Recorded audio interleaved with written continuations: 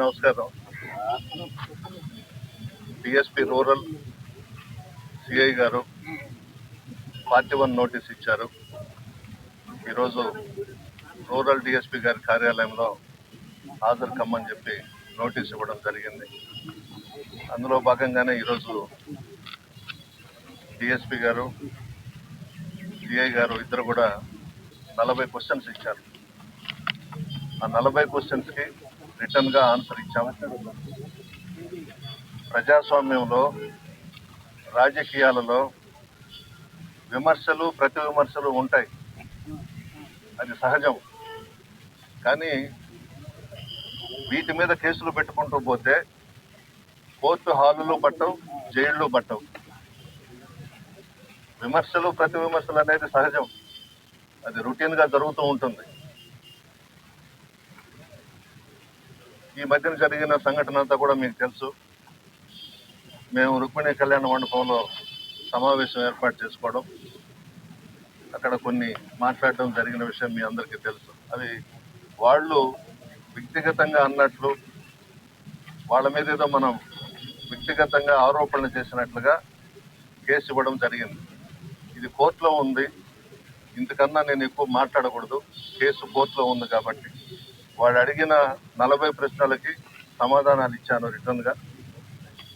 Sir, మీరు చేసినటువంటి విమర్శ అనేది రాజకీయ విమర్శ కాదు, వ్యక్తిగత విమర్శ. అదేవిధంగా మహిళల మనోభావాలు దెబ్బతీసే విధంగా ఉన్నాయని చెప్పి అదే వాళ్ళు ద్వంద్వ అర్థాలు తీసుకున్నారు, అపార్థం చేసుకున్నారు. మేమైతే ఆమె గురించి నేను మాట్లాడలేదు. మొట్టమొదటిగా బుచ్చిరెడ్డిపాళెంలో ప్రశాంతి రెడ్డి గారే పీజీలో నేను ఏదేదో చేశానని మాట్లాడారు. దానికి సంబంధించి నేను కూడా ఆమె ఏమైతే మాట్లాడిందో పిహెచ్డిలో మీరు పలాంది చేశారని చెప్పానే తప్ప వ్యక్తిగతంగా ప్రశాంత్ రెడ్డి గారి గురించి మాత్రం నేను మాట్లాడలేదు.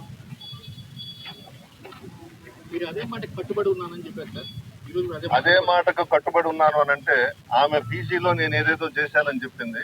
ఆ డయాస్ మీద పిహెచ్డిలో మీరు పలాంది చేశారని చెప్పినారు, దానికి కట్టుబడి ఉన్నాను.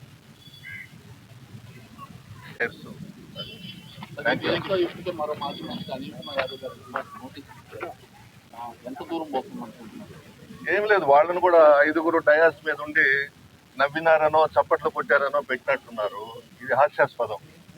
ఈ మధ్యనే తెలంగాణ హైకోర్టు, విజయవాడ హైకోర్టులో కూడా ఆ లాయర్లు అక్కడ నవ్వినారనేదో కేసు వేస్తే జడ్జెస్ మాట్లాడారు, మేము కూడా ఆర్గ్యుమెంట్స్లో నవ్వుకుంటుంటాము, మా మీద కూడా కేసు పెడతారా అని వాళ్ళు కూడా నవ్వుతూ మాట్లాడారు. అట్లా ఉంటుంది. ఈ విధంగా ఈరోజు 5గురిని పెట్టడం కూడా 5గురు వస్తారు, వాళ్ళు చెప్పాల్సింది చెప్తారు. అనవసరం ఇటువంటివన్నీ. రాజకీయాలలో విమర్శలు చేస్తాం, ప్రతి విమర్శలు అనేవి ఉంటాయి. ఇంత దూరం తీసుకురాకూడదు. ఈ జిల్లాలో 5 మంది మీద వరుసగా కేసులు నమోదాయి. మాజీ మంత్రులైనటువంటి మీరు, కాకాని గోవర్ధన్ గారు, అనిల్ కుమార్ యాదవ్ గారు, అదేవిధంగా కావలి మాజీ ఎమ్మెల్యే గారు కేసులు నమోదాయి. ఏ విధంగా తీసుకోవచ్చు? భగవంతుడు చూస్తున్నాడు పైన నుంచి. ప్రజల ఆశీర్వాదం మాకుంది. ఎప్పుడు ఎలక్షన్స్ వచ్చినా మేము అధికారంలోకి వస్తాం. ఇది మంచి సాంప్రదాయం కాదు. ఈ విధంగా ఒక రెడ్ బుక్ రాజ్యాంగాన్ని తీసుకొచ్చి మేము అందరి మీద కేసులు పెడతాము, అందరినీ జైళ్లలో పెట్టిస్తామని అనేది మంచి సాంప్రదాయం కాదు. రేపు అనేది ఒకటి ఉంటుంది కదా, ఎల్లకాలం వీళ్ళు అధికారంలో ఉండరు, రేపు మళ్ళా మేము వస్తాము. మాకు రెడ్ బుక్ రాజ్యాంగం అవసరంలే. వైఎస్ఆర్ కాంగ్రెస్ పార్టీ నాయకులకు, కార్యకర్తలందరికీ కూడా, మా అధినాయకుడు కూడా మా బ్రెయిన్లోనే కంప్యూటర్ ఉంటుంది.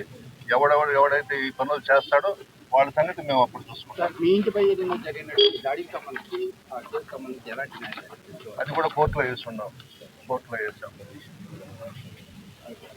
దాని మీద వీళ్ళైతే బయట నుంచి ఎవరో వచ్చి దాడి చేశారని పెట్టారు. మేము ఒక 8 పేర్లు ఇచ్చాము. వీళ్ళేమో బయట నుంచి ఎవరో వచ్చి దాడి చేశారని చెప్పి పెట్టారు, కేసు రిజిస్టర్ చేశారు. బట్ మేమైతే నేమ్స్తో కూడా ఇచ్చాం, అదైతే రిజిస్టర్ చేయలేదు.